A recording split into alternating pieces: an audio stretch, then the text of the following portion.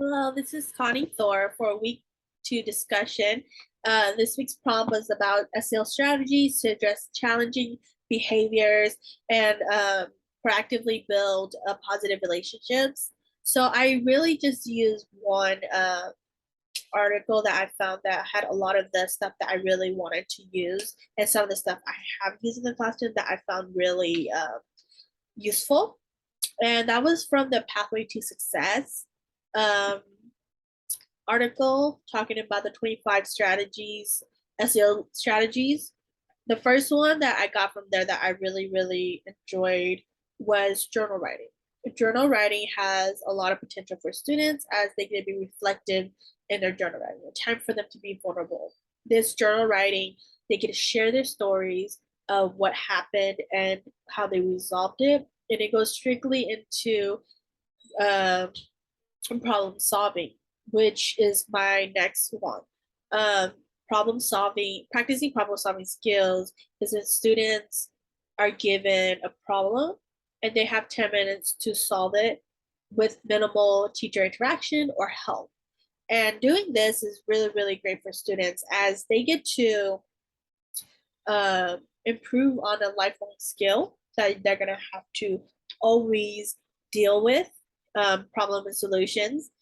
And with that, it's also when they're creating these solutions, they get to see from different perspectives. They get to see what um, character A was talking about, what character B was talking about, and how they can make a compromise or something like that. And they get to create those solutions. And they get to have time to build upon it and see, oh, well, character A was feeling this way, but why? And they go really in depth with it. And while they're doing that, they're really straining their literacy skills too. They're diving into the characters, finding the problem, um, giving them a solution, or finding the most viable solution available to the problem. So they're initially looking beyond and doing much more. And once they're able to do that, they could reflect back into the writing journal and think of a time that they had a situation like that.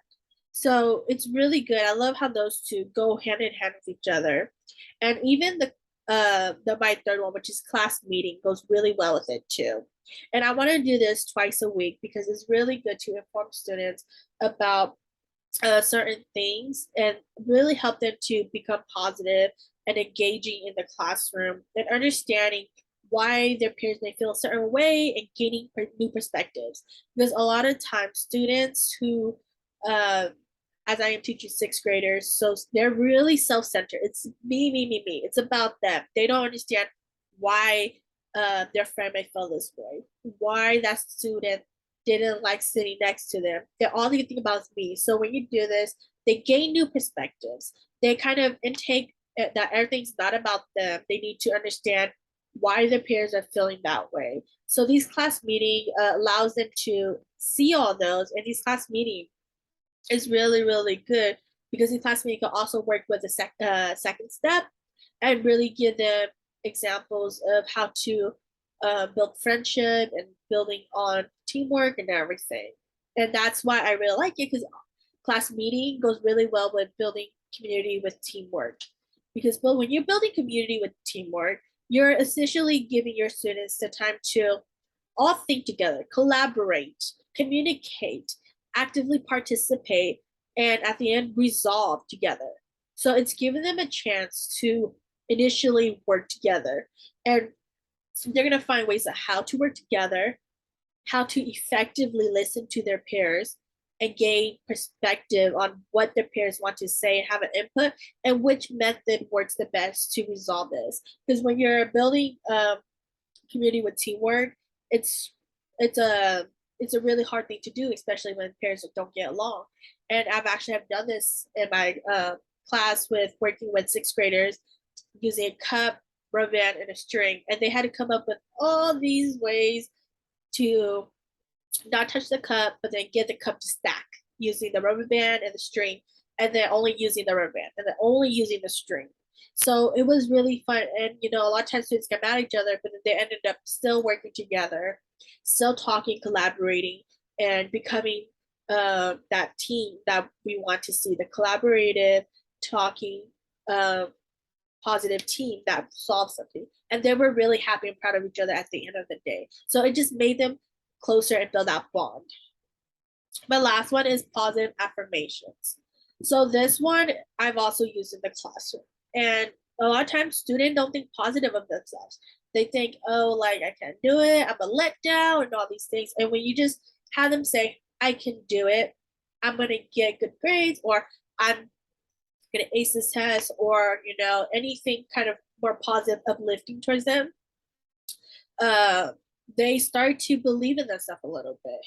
And when they're doing this, they're reassuring themselves, like, hey, don't let all these negative thoughts get to you. You are this, you're beautiful, you can grow, or anything like that. And then when they say to themselves, I can grow, I am this, I am that, then they become really positive and they want to help others.